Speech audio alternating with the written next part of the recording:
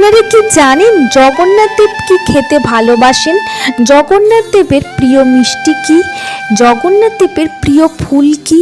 এবং জগন্নাথ দেবের প্রিয় খাবারই বা কি? ডাল ও চালের মিশ্রণ যা তৈরি হয় দেশি ঘি দিয়ে। ভগবান জগন্নাথ দেবকে নিবেদন করা 56 ভোগের এটি হলো খিচুড়ি। জগন্নাথ দেবের উদ্দেশ্যে অর্পণ করা পুরীর মন্দিরের খিচুড়ির মাহাত্ম্য অনেকেই জানেন। পৌরাণিক কাহিনী অনুসারে জগন্নাথ দেবের মিষ্টি খেতে খুবই পছন্দ করেন। জগন্নাথ দেবের প্রিয় মিষ্টি হলো মগজ লাড্ডু ও পোড়া পিঠে।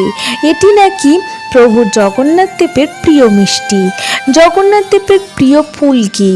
প্রিয় ফুল বলে তেমন কিছু বিশেষত্ব নেই, যে কোনো ফুলেই তিনি সন্তুষ্ট হন।